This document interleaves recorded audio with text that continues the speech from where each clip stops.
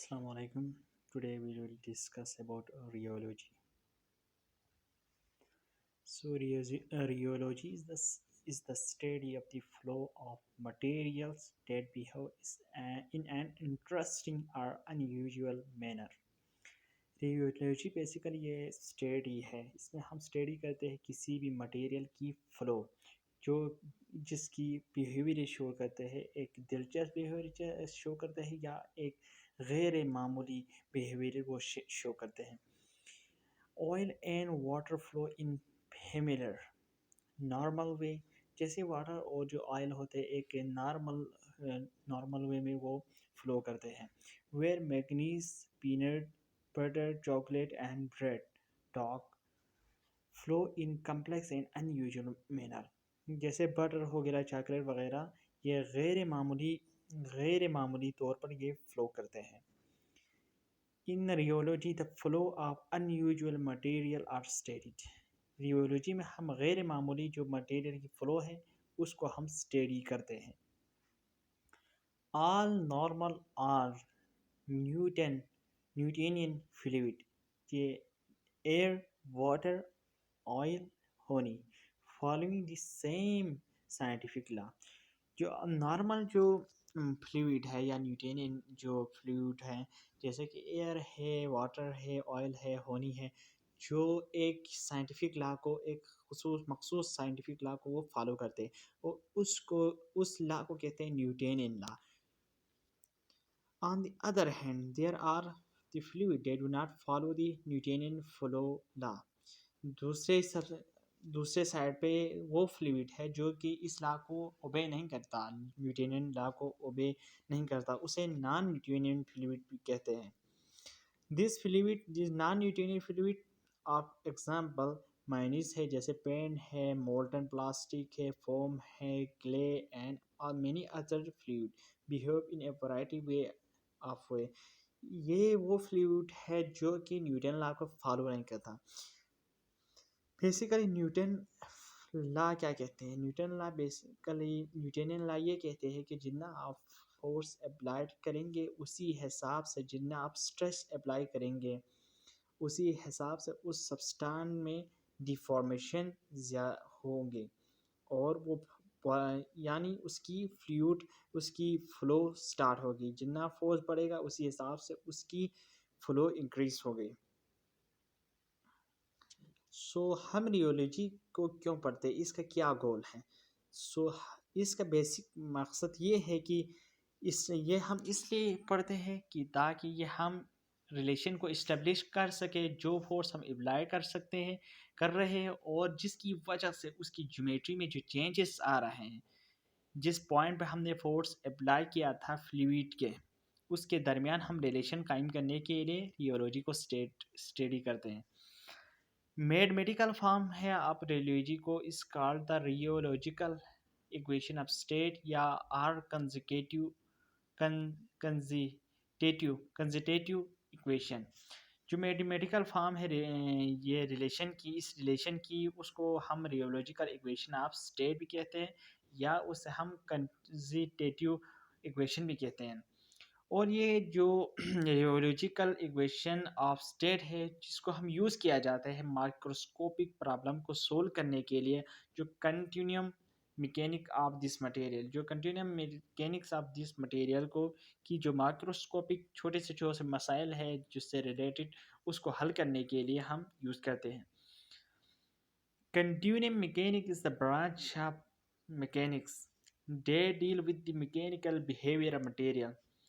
Continuum mechanics ये branch है mechanics की जिसमें हम स्टडी करते हैं किसी भी मटेरियल की मैकेनिकल बिहेवियर के बारे में as continuum mass rather than discrete particle, मुसलसल मास की फॉर्म में as compare to rather than discrete particle की निस्बत।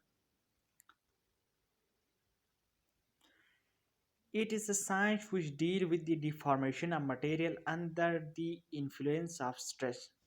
ये वो साइंस है जिसमें हम स्टडी करते हैं डिफॉर्मेशन किसी भी मटेरियल की, किसके असर फोर्स जो हम अप्लाई कर रहे हैं उसके ज़ेर असर उसमें जो डिफॉर्मेशन होती है उसको हम स्टडी करते हैं। ये वो साइंस है। If the stress is applied perpendicularly to the surface of the body, it is called tensile strain stress। अगर हम अप्लाई करते हैं फोर्स को, जो स्ट्रेच हम अप्लाई करते हैं वो 90 डिग्री पे हम अप्लाई करते हैं किसी भी सरफेस पे बॉडी के, तो उसे क्या कहते हैं, हम टेंसाइल स्ट्रेस कहते हैं। If the stress is applied tangentially or any other angle to the surface of the body, it is called shearing stress। अगर हम उस अगर हम स्ट्रेस अप्लाई कर दें टेंजेंटली या किसी और एंगल से कि उस बॉडी के सरफेस पे, तो उसे हम क्या कहेंगे, शेयरिंग स्ट्रेच। डिफॉर्मेशन के डिफॉर्मेशन के दो एप्लीकेशन है, डिफॉर्मेशन के दो टाइप्स है, एक इलास्टिक डिफॉर्मेशन है, एक प्लास्टिक डिफॉर्मेशन है। इलास्टिक डिफॉर्मेशन है ये कंटिन्यूस है और ये रिवर्सिबल है। जो प्लास्टिक डिफॉर्मेशन है ये इरिवर्सिबल है, जिसमें टाइम लगता है और ये नॉन कंटिन्यूस है। इस ग्राफ में ये इलास्टिक और प्लास्टिक डिफॉर्मेशन के बारे में बताया है। सो ये है इलास्टिक डिफॉर्मेशन। बेसिकली ऐसा है कि जब हम जितना फोर्स अप्लाई कर रहे हैं किसी भी फ्लूइड पे, तो उसमें जो डिफॉर्मेशन आ रहे हैं वो इंक्रीज हो रहा है। जितना फोर्स इंक्रीज कर रहा है उसी हिसाब से उसमें डिफॉर्मेशन ज़्यादा हो रहा है।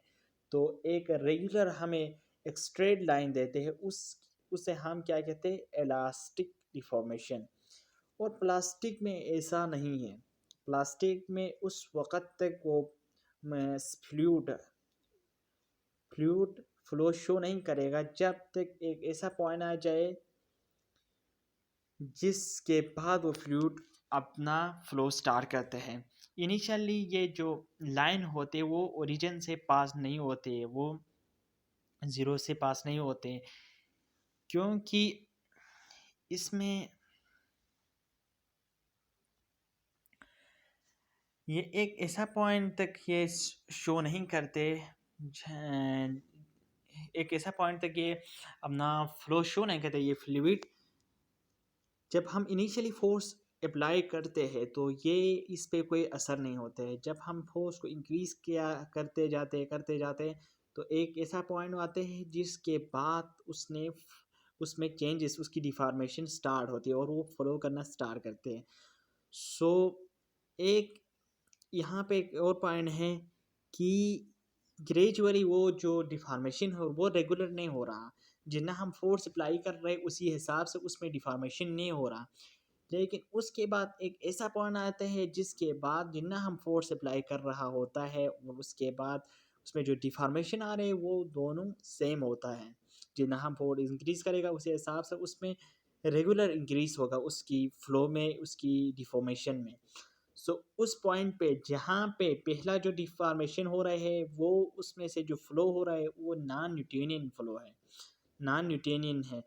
उसके बाद ये वो पॉइंट है जिसके बाद नॉन न्यूटोनियन कन्वर्ट होते हैं न्यूटोनियन में। सो उस पॉइंट को हम कहते हैं यील्ड पॉइंट।